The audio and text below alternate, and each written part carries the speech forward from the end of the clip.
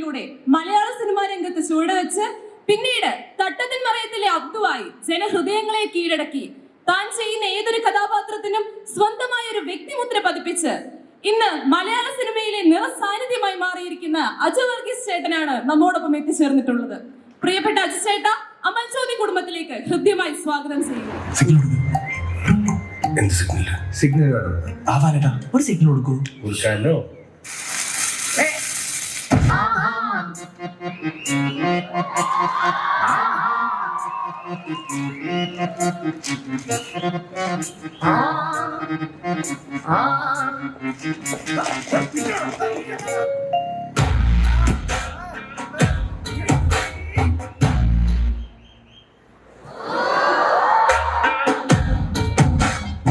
കുളിക്കാനുള്ള അവകാശം ഒരു പൗരന് ഭരണഘടന ഉറപ്പു നൽകുന്നു.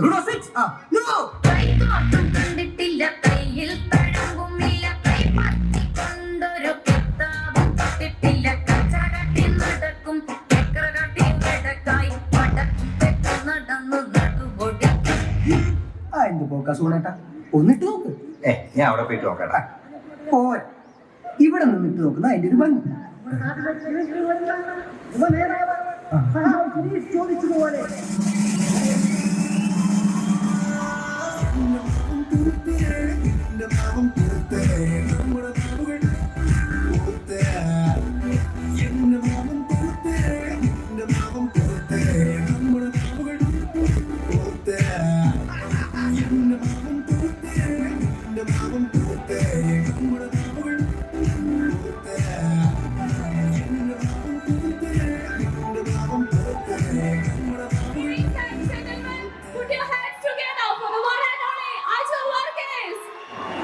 അജുചേട്ടന്റെ സിനിമാ ജീവിതം ആരംഭിക്കുന്നത് മണർവാടി ആർട്സ് ക്ലബ് എന്ന സിനിമയിലൂടെയാണല്ലോ. വിനീത് ചേട്ടനുമായുള്ള സൗഹൃദം മാത്രമാണോ അതോ അഭിനയം എന്ന മോഹം കോളേജ് ടൈം മുതലേ ചേട്ടന്റെ മനസ്സിലുണ്ടോ? അതിനെപ്പറ്റി ഒന്ന് സംസാരിക്കാമോ? വിനീതായിട്ടുള്ള സൗഹൃദമാണ്. അഭിനയം എന്നുള്ള മോഹം ക്യാമ്പസിൽ ഇല്ലായിരുന്നു. ഡയറക്ഷൻ ആയിരുന്നു പ്ലാൻ. വിനീതിനെ അസിസ്റ്റ് ചെയ്യാൻ ഉള്ള പ്ലാനിലായിരുന്നു. ഒരു പല സ്ഥലത്തും പറഞ്ഞിട്ടുള്ളതാ. ഞാൻ ജീവിതത്തിൽ ആദ്യമായിട്ട് അഭിനയിക്കുന്ന മലർവാടിയില്ല. അതുകൊണ്ട് തന്നെ എൻ്റെതായ പോരായ്മകൾ ഒരുപാട് എന്നിലുണ്ട്. ജീവിതത്തിൽ സ്റ്റേജിൽ പോലും ഞാൻ കയറിയിട്ടില്ല മലർവാടിക്ക് മുന്നേ, കർട്ടൻ മാറ്റാൻ പോലും. അപ്പം അത് ഒരു ഭയങ്കര ബുദ്ധിമുട്ടുള്ള ജോലിയാണ് ഇപ്പോഴും. പക്ഷെ പുറത്തുനിന്ന് ബിഹൈൻഡ് ദ ക്യാമറയാണ് ഞാൻ കുറച്ചും കൂടി ആഗ്രഹിച്ചത്. പക്ഷെ ഇന്ന് പോസ്റ്റ് മലർവാടി ഞാനത് തിരിച്ചറിഞ്ഞു. ഞാൻ അതിനൊട്ടും കേപ്പബിൾ അല്ല. ഇപ്പൊ കിട്ടിയത് വെച്ച് തൽക്കാലം അഡ്ജസ്റ്റ് ചെയ്ത് പോകാം. അതിശേട്ടൻ സിനിമയിൽ ചെയ്തിട്ടുള്ള ക്യാരക്ടേഴ്സിന്റെ പേരൊക്കെ ഭയങ്കര, ഇപ്പം കാഞ്ഞാടി ആണെങ്കിലും ബ്രൂണോ ആണെങ്കിലും അബ്ദു ആണെങ്കിലും ജനഹൃദയങ്ങളിൽ എന്ന് ഓർത്തിരിക്കുന്ന പേരുകളാണ്. അപ്പം ക്യാരക്ടേഴ്സ് ഒക്കെ അങ്ങനെ നോക്കി ചൂസ് ചെയ്യുന്നതാണോ, അല്ലെങ്കിൽ അതിശേട്ടൻ ഒരു സജഷൻ കൊടുക്കാറുണ്ടോ ഇങ്ങനെ ക്യാരക്ടർ നെയിംസിലും കാര്യങ്ങളിലൊക്കെ? ഞാൻ തിരക്കഥ കേട്ട് കമ്മിറ്റ് ചെയ്യുന്ന ആളല്ല. ബിക്കോസ് ഐ ബിലീവ് ഞാൻ നടൻ ഒരു ഡയറക്ടറിന്റെ ടൂള് മാത്രമാണ്. ഡയറക്ടറിന് എങ്ങനെയാണോ ഈ ഷോട്ടിൽ വെള്ളം ഒരു പ്രോപ്പർട്ടിയാണ്, വാട്ടർ ബോട്ടിൽ, അതുപോലെ തന്നെ ഒരു പ്രോപ്പർട്ടി ഉള്ളൂ ആക്ടറെന്ന് ഞാൻ വിശ്വസിക്കുന്നു. ആക്ടറിനൊരു സെൻസിബിലിറ്റി ഉണ്ടാവാം. സോ അതിൻ്റെ ഒരു കോൺട്രിബ്യൂഷൻ വരാം. ലൈൻസ് ഡെപിക്റ്റ് ചെയ്യുമ്പോഴോ അല്ലെങ്കിൽ റെൻഡർ ചെയ്യുമ്പോഴോ ഇമോഷൻസ് ഹാൻഡിൽ ചെയ്യുമ്പോഴോ ഒക്കെ അതൊരു ഇൻ്റലിജൻസ്, ഹ്യൂമൻ ഇൻ്റലിജൻസിൻ്റെ ഭാഗമായിട്ട്, കോമൺ സെൻസിൻ്റെ ഭാഗമായിട്ട്. അതല്ലാതെ ഒരു ഡയറക്ടറിൻ്റെ ടൂളാന്നേ ഉള്ളൂ. ഒരു സിനിമ പൂർണ്ണമായിട്ട് ഒരു ഡയറക്ടറിൻ്റെ റെസ്പോൺസിബിലിറ്റിയാണ്. ഞാൻ പൊതുവെ ഇച്ചിരി മടിയനാണ്. അതുകൊണ്ട് തന്നെ എനിക്ക് എൻ്റെ ജോലി മാത്രം എടുക്കാൻ താല്പര്യമുള്ളൂ. അപ്പോൾ അതൊക്കെ അവരുടെ ജോലിയാണ്. പിന്നെ ഈ ക്യാരക്ടർ നെയിംസ് ഒക്കെ അവരാണ് ഇടുന്നത്. ഞാൻ എൻ്റെ സിനിമകളിൽ ഒരു ലൈൻ പോലും എൻ്റേത് ആഡ് ചെയ്തിട്ടില്ല. ഞാൻ പറഞ്ഞില്ലേ, ഞാൻ മടിയനായതുകൊണ്ട് അവരുടെ ജോലി അവരെന്നെ ചെയ്യണം, എൻ്റെ ജോലി ഞാനേ ചെയ്യുള്ളൂ. അപ്പോൾ ഈ ബ്രൂണോ എന്നുള്ള പേരിട്ടെന്ന് ധ്യാന ഒരു പട്ടിയുടെ പേര് വേണമെന്ന് പറഞ്ഞു. അപ്പോൾ അതുകൊണ്ട് അവൻ പറഞ്ഞ ബ്രൂണോ സിറ്റ് എന്ന് പറയുമ്പം അവൻ ആ ടോണിങ്, അതുവരെ ആ ക്യാരക്ടറിൻ്റെ പേര് വേറെ എന്തോ അരുൺ എന്നുണ്ടായിരുന്നു. സിനിമ നമ്മൾ ഷൂട്ട് ചെയ്തൊക്കെ അരുൺ എന്നൊക്കെ വിളിച്ചിട്ടാണ്. ഈ ബ്രൂണോ സെറ്റ് എന്ന് പറയുമ്പം ഞാൻ പറഞ്ഞ പട്ടിക്ക് ഒരു ഇടുന്ന പേര് വേണം. അങ്ങനെയാണ് ബ്രൂണോ എന്നിട്ടത്. നമുക്ക് തട്ടത്തിൻ മരത്തിലെ ഒരു ചെറിയ വീഡിയോ ബൈറ്റാണ്.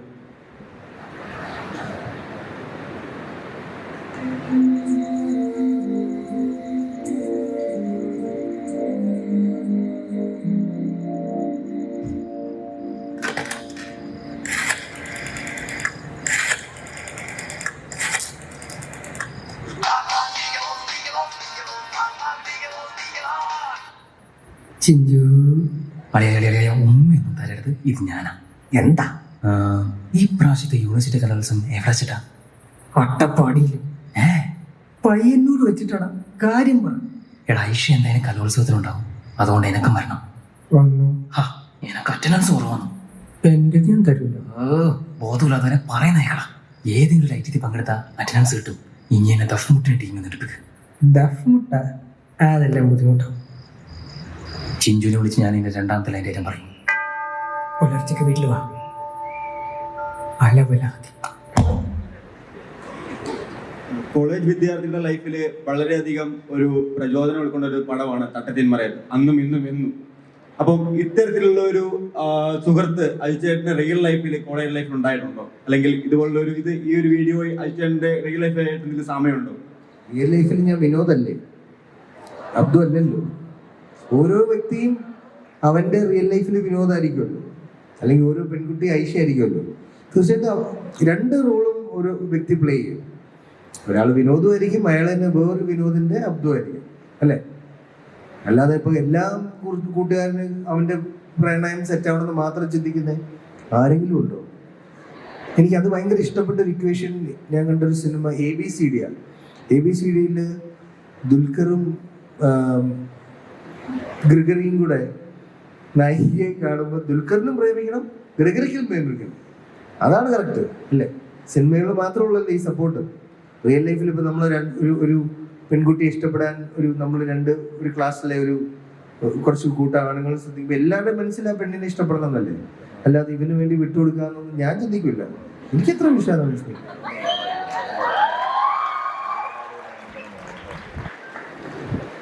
അപ്പൊ അടുത്ത ക്വസ്റ്റ്യൻ, നിവിൻ പോളി, അജു വർഗീസ് കൂട്ടുകെട്ട് പ്രേക്ഷകർ ഒരുപാട് ചിരിച്ച് ആസ്വദിക്കുന്നതാണ് സിനിമയിലൊക്കെ വരുമ്പോ. അപ്പൊ കുറെ നാളത്തെ ഒരു ഇടവേളയ്ക്ക് ശേഷമാണ്, വർഷങ്ങൾക്ക് ശേഷം ഷൂട്ടിംഗ് ലൊക്കേഷനിൽ നിങ്ങളൊക്കെ ഒരുമിച്ച് എത്തുന്നത്. അപ്പൊ അവിടുത്തെ ഏറ്റവും ഫണ്ണി ആയിട്ടുള്ള ഒരു 1-2 മൊമെന്റ്സ് ഒന്ന് റീകളക്ട് ചെയ്ത് പറയാൻ പറ്റുമോ? നിവിൻ കോമ്പിനേഷൻ അദ്ദേഹത്തിനോട് ഭയങ്കര രസകരമാണ്. ബിക്കോസ് ഞങ്ങൾ ഒന്ന് സ്കൂളിൽ ഒരുമിച്ച് പഠിച്ചതാണ്.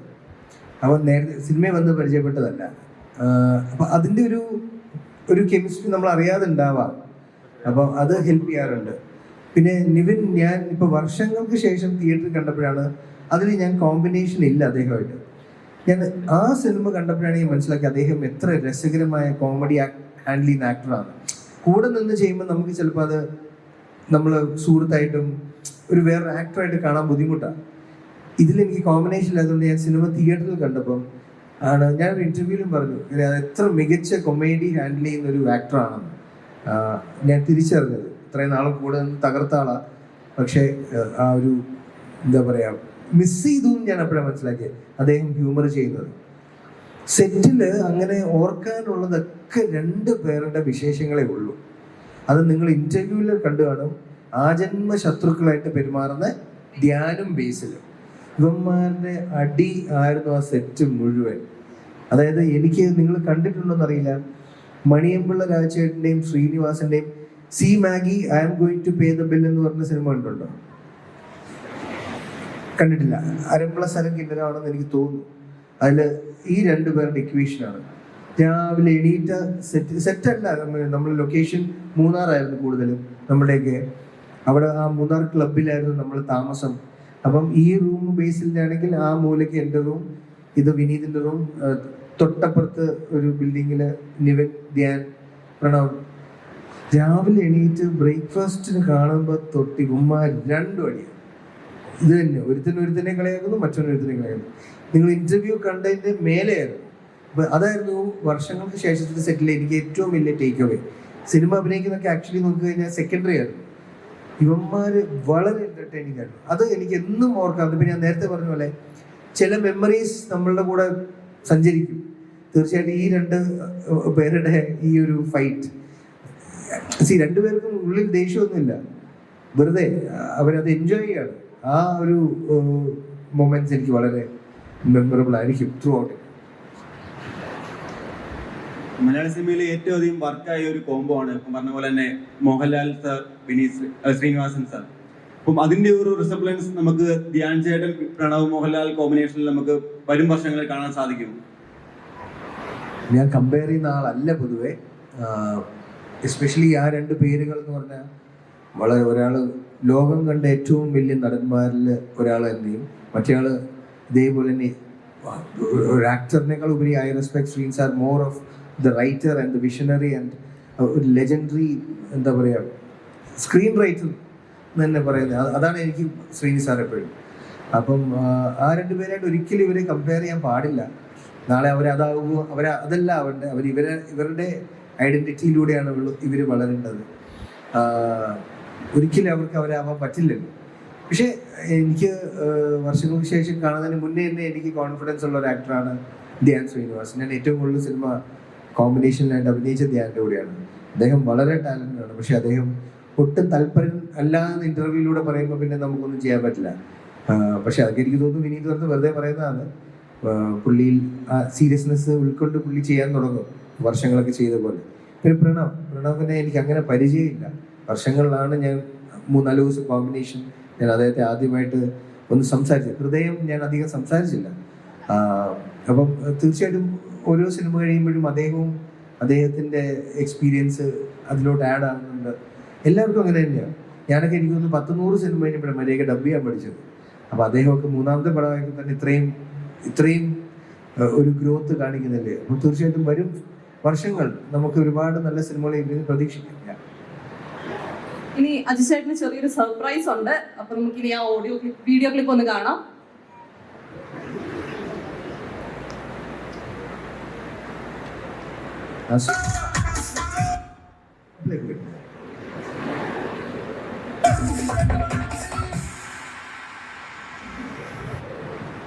എനിക്കറിയാം. എവിടുന്ന് ഞാൻ ഫേഷ്യൽ ചെയ്തിട്ട് വരുന്ന വഴിയാ. നാളെ എന്റെ കല്യാണം നിശ്ചയല്ലേ? ഫേഷ്യൽ ചെയ്തിട്ട് ബൈക്കിലാടാ മണ്ടാ നീ പറഞ്ഞേ? അതെ, എന്തേ? എടാ കറുത്ത് കൂടാ. എടാ ഈ ചൂട് തട്ടിട്ട് നിന്റെ മുഖത്ത് വെച്ച കെമിക്കൽസിന്റെ റിയാക്ഷൻ സംഭവിച്ചിട്ട് സ്കിന്ന് കറക്കും. അങ്ങനെയുണ്ടോ? അതുകൊണ്ടല്ലേ ഫേഷ്യൽ ചെയ്യുന്ന കടയിൽ കേസ് ആക്കി വെച്ചിരിക്കുന്നത്. സൂക്ഷിക്കാതെ വല്ലതും ചെയ്തിട്ട് ചോദിക്കുകയില്ല പിള്ളേര്. ബാലേട്ടാ, എന്താ ഒരു കൊട കിട്ടൂ?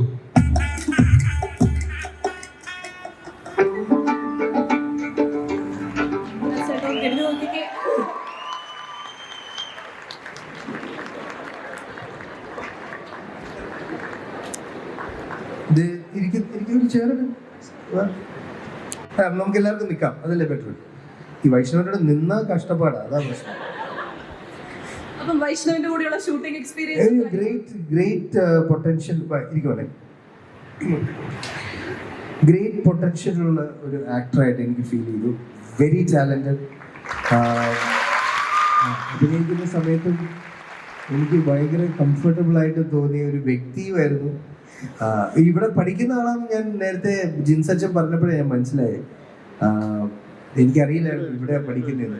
ഇയാൾ മലയാള സിനിമയിൽ ഫ്യൂച്ചറിൽ ഒരുപാട് നമ്മളെ ഞെട്ടിക്കുന്ന വേഷങ്ങൾ ചെയ്യും. ഇയാൾ വർഷങ്ങൾക്ക് ശേഷത്തിലുണ്ട്, ഞാൻ കണ്ടു. പക്ഷെ ഇത് ഞങ്ങളുടെ കോമ്പിനേഷൻ പാവത്തിനെ ഒരുപാട് ഞാൻ പേടിപ്പിച്ച് വിട്ടിട്ടുണ്ട്. പക്ഷേ I love to working with you. Thank you so much. ഏത് ഇയർ? ഇനി എന്തിനാ പഠിക്കുന്നേ? അല്ല, ലൈഫൊക്കെ സെറ്റ് ആയല്ലോ. ഇനി പുതിയ സിനിമകൾ? ഇനിയിപ്പോ ഇടിയൻ ചന്തു എന്ന് പറഞ്ഞ ഒരു സിനിമ വരുന്നുണ്ട്. വിഷ്ണു ഉണ്ണികൃഷ്ണനുണ്ട്. അതെ, അതിലൊരു ത്രൂ ഔട്ട് ക്യാരക്ടർ വരുന്നുണ്ട്. ഹ്യൂമർ ആണോ? ഹ്യൂമർ കുറച്ച്. പിന്നെ ഗാങ്സ് ഓഫ് സുകുമാരക്കുറുപ്പ് എന്ന് പറഞ്ഞിട്ട് ഷാജി കൈലാസ് സാറിന്റെ മോൻ ലീഡ് ചെയ്യും. സിജു വിൽസൺ അല്ല, ഇളയ മോന് റുഷിൻ കൈലാസ്. ഓക്കെ, ജഗന്റെ അല്ല ജഗനല്ല, അവൻ ലീഡ് ചെയ്യാം. അപ്പൊ അതില് ഞങ്ങള് 4 പേരുടെ ഒരു കഥ എഴുതാം. അടിപൊളി അടിപൊളി. ഞാൻ അദ്ദേഹത്തിനോട് ഒരു ഫോട്ടോ ഷെയർ ചെയ്തിട്ടുണ്ടായിരുന്നു. അതെ അതെ അതെ, അതെന്റെ വളരെ മെമ്മറബിൾ, എന്നും ഓർക്കുന്ന ഒരു ഫോട്ടോ ആയിരിക്കും അത്. ശരിക്കും ആ ഫോട്ടോ ഷെയർ ചെയ്താണ് എനിക്ക് ഏറ്റവും കൂടുതൽ മൈലേജ് കിട്ടിയത്. അത് നീ അഭിനയിച്ച് കിട്ടിയതാ, അതുകൊണ്ടല്ല. അഭിനയം നല്ലായിരുന്നു. എസ്പെഷ്യലി അവസാനം ആ കടയൊക്കെ കത്തിച്ചിട്ട് ആ ദേഷ്യമൊക്കെ കാണിക്കുന്നത് അതെനിക്കറിയില്ലായിരുന്നു, കഥ വായിക്കാത്തോണ്ടേ. അതൊക്കെ കണ്ടപ്പോഴേ ഞാൻ മനസ്സിലാക്കി കഥ ഇങ്ങനെയൊക്കെയാണെന്ന്. എന്തായാലും ഭയങ്കര സർപ്രൈസ് ആയിരുന്നു കണ്ടതില്. Thank you Vaishnav. നമുക്ക് ഇനി ഒരുപാട് സിനിമകൾ രണ്ടുപേരും ഇനി എന്തിനാ പഠിക്കുന്നത്? ഇന്ന് തന്നെ നമുക്ക് ടീച്ചർ വാങ്ങിച്ചാലോ, അല്ലേ? ഇവിടെ പ്രിൻസിപ്പൽ മാമും ഡയറക്ടർ സാറും ഒക്കെ ഉണ്ട്. അപ്പം ടീച്ചർ കൊടുത്ത് പറഞ്ഞയക്കുവാണോ? എനിക്കിങ്ങനെ വല്ലൊരു ചാൻസ് കിട്ടിയിരുന്നെങ്കിൽ ഞാൻ അന്ന് ബൈ ബൈ പറഞ്ഞു പോയത്. എനിക്ക് പറയാൻ പോലും നിൽക്കൂല, ആ വഴി ഓടിപ്പോയത്. ശരിക്കും പറഞ്ഞാൽ നല്ല ആഗ്രഹം നിർത്തി പോവാൻ, പക്ഷെ ആഗ്രഹം നിർത്തി പോവാൻ, പക്ഷെ അമ്മയത്തിനും പൈസ മുടക്കി. ഇല്ല, ഡിഗ്രി ഈസ് ഓൾവേസ് ഇമ്പോർട്ടന്റ്. ഞാൻ വെറുതെ പറയാം. കാര്യം എപ്പോഴും നമുക്കൊരു ഇൻസെക്യൂരിറ്റി മാറ്റുന്ന കാര്യം ആ ഗ്രാജുവേഷൻ. എനിക്കും ഇതില്ലെങ്കിൽ നമുക്ക് ഏത് ജോലിയും ചെയ്യാന്നുള്ള ഒരു കോൺഫിഡൻസ് ഉള്ളത് ആ ഗ്രാജുവേഷൻ സർട്ടിഫിക്കറ്റ് ഉള്ളതുകൊണ്ടാണ്. ചുമ്മാ ഇത് കേട്ടിട്ട് ആരും ഇവിടുന്ന് പോലെ കേട്ടോ. ഇനി അതെന്റെ തലയിൽ വരും.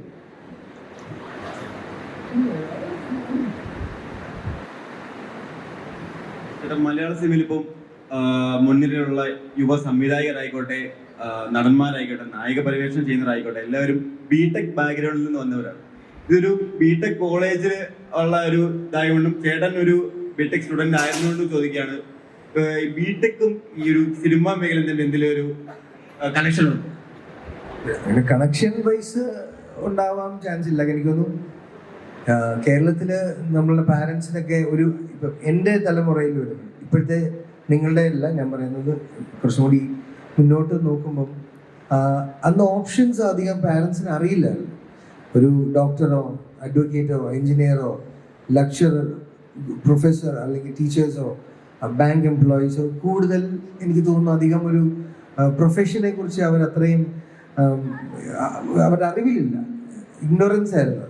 ഇന്നിപ്പോൾ നമുക്കറിയാം, ഒരു മൊബൈൽ ഫോൺ ഉണ്ടെങ്കിൽ ലക്ഷങ്ങൾ വീട്ടിൽ നിന്നുണ്ടാക്കാം അല്ലേ, അയാൾക്ക് ഒരു കഴിവുണ്ടെങ്കിൽ. അപ്പോൾ ഇന്നത്തെ പാരൻസ് കുറച്ചും കൂടി അതിന് വില്ലിങ്ങുമാണ്. അപ്പോൾ അതുകൊണ്ട് എല്ലാവരും ഒരു സ്ട്രീം എഞ്ചിനീയറാണ്, നീ എഞ്ചിനീയർ ആവണം, എഞ്ചിനീയർ. ഇപ്പോൾ എൻ്റെ കേസിൽ എൻ്റെ പാരൻസ് രണ്ടുപേരും എഞ്ചിനീയേഴ്സാണ്.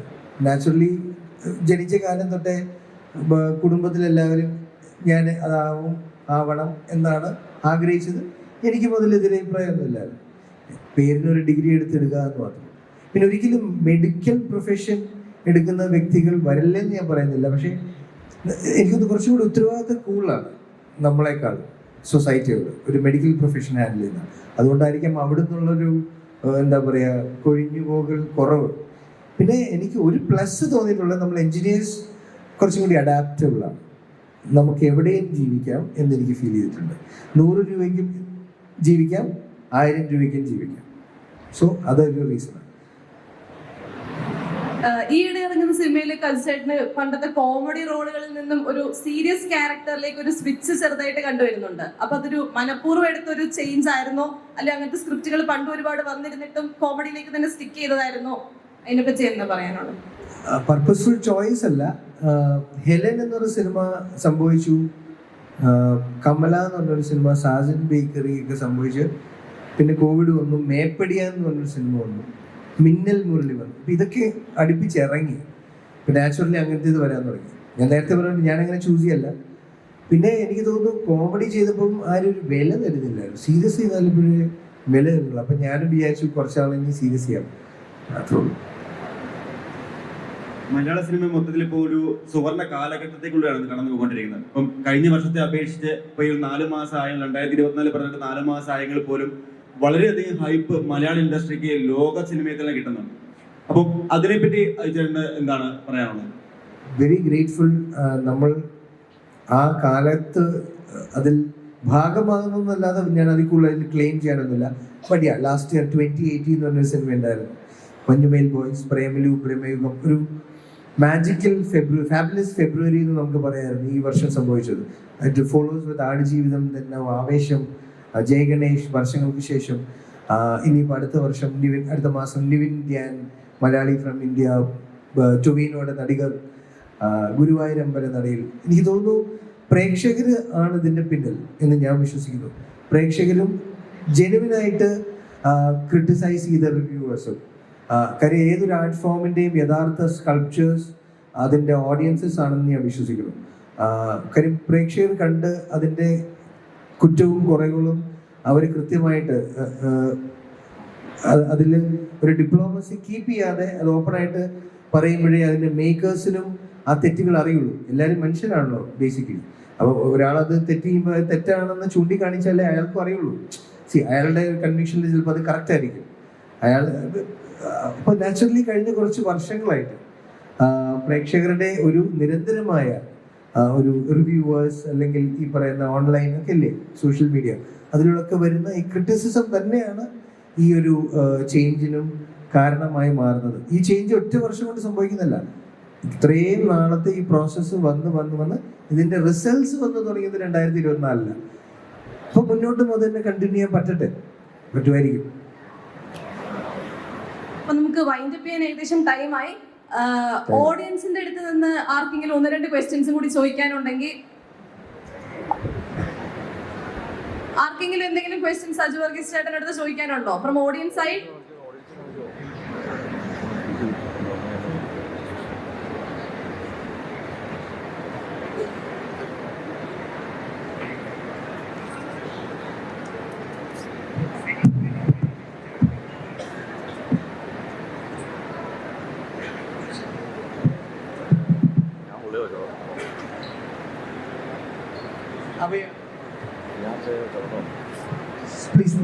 അജു വർഗീസ് ചേട്ടാ, ജസ്റ്റ് ഒരു സിമ്പിൾ ക്വസ്റ്റ്യൻ മാത്രമേ ഉള്ളൂ. ഇപ്പോ മിന്നൽ മുരളിക്കകത്ത് താങ്കൾ ചെയ്തൊരു കോമഡി ടൈപ്പ് വില്ലനാണ്. അപ്പോ ഇനി അതുപോലുള്ള ക്യാരക്ടേഴ്സ് കിട്ടുവാണെങ്കിൽ താങ്കൾ ഉറപ്പായിട്ടും ചെയ്യുമോ? ഈ കോമഡിയും വില്ലൻസോടെ കലർന്നത്. കാശ് എന്നാൽ ഞാൻ ഏത് വേഷം ചെയ്യും. Cinema, serial, short film, reel, പരസ്യം എല്ലാം. സാർ ഒരു കാര്യമുണ്ട്, ചെറിയൊരു ആഗ്രഹമാണ്, നടക്കുമെന്ന് എനിക്ക് അറിയത്തില്ല. ഞാൻ ഇത് കഴിഞ്ഞിട്ട് സിനിമയുടെ കോഴ്സിനായിട്ട് പോകാനാണ് ഇരിക്കുന്നത്. പറ്റുവാണെങ്കിൽ ഒരു സിനിമാ സംവിധാനം കഴിയുവാണെങ്കിൽ എൻ്റെ പടത്തിൽ ഉറപ്പായിട്ട് ഞാൻ സാറിനൊരു വേഷം തരുമെന്നുള്ളൊരു വിശ്വാസം എനിക്കുണ്ട്. എസ് ശിവജിത്ത്. മറക്കരുത്. Thank you. കാശ് തരുമോ? പറ്റുന്നത്ര തരാം. അത് പ്രൊഡ്യൂസറെ കൂടെ തരിപ്പിച്ചാൽ മതി. Okay sir. ഇനി ആർക്കെങ്കിലും ചോദിക്കാനുണ്ടോ from faculty side or student side?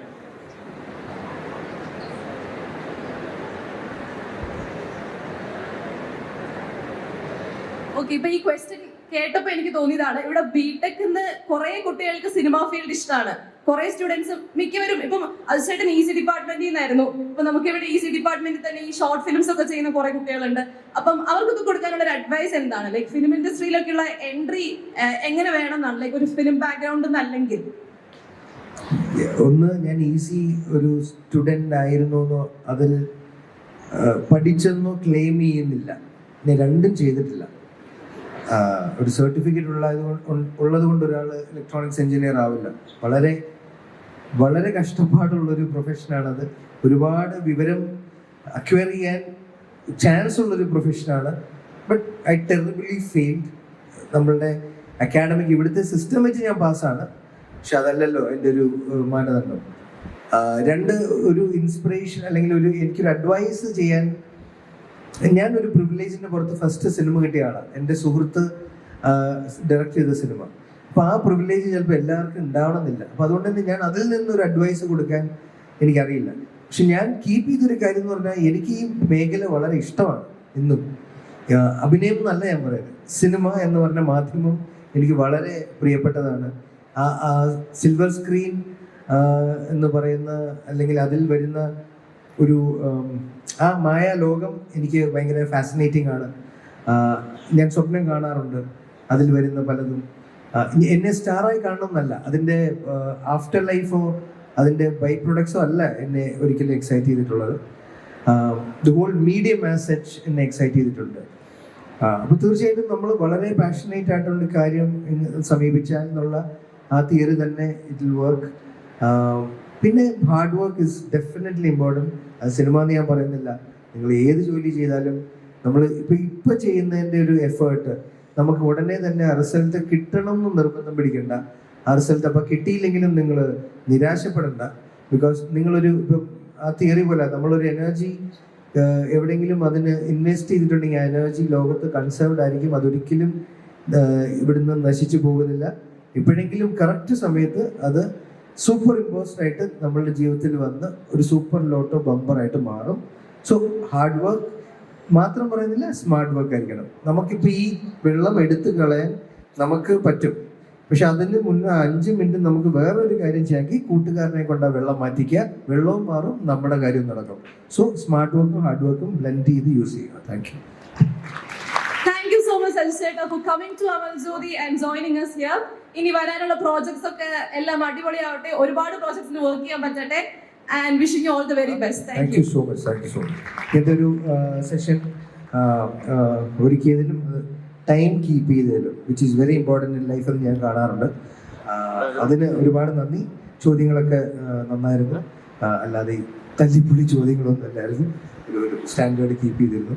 പിന്നെ ഈ ഒരു സർപ്രൈസ് തീർച്ചയായിട്ടും ഇയാൾ നിങ്ങളുടെ കോളേജിലും നിങ്ങൾ സഹപാഠികൾക്കും ഒക്കെ ഇയാളെ ഓർത്തിരിക്കാൻ പറ്റിയെന്നും അല്ലെങ്കിൽ ഇയാളുടെ പരിചയം ഉണ്ടായിരുന്നെന്നും ഇയാൾ സുഹൃത്താന്നൊക്കെ പറയാൻ അഭിമാനിക്കുന്ന ഒരു കാലം വിദൂരമല്ല. അങ്ങനെ തന്നെ സംഭവിക്കട്ടെ. ഞാനും അഭിമാനിക്കുന്നു ഇയാളുടെ വർക്ക് ചെയ്യാൻ പറ്റും.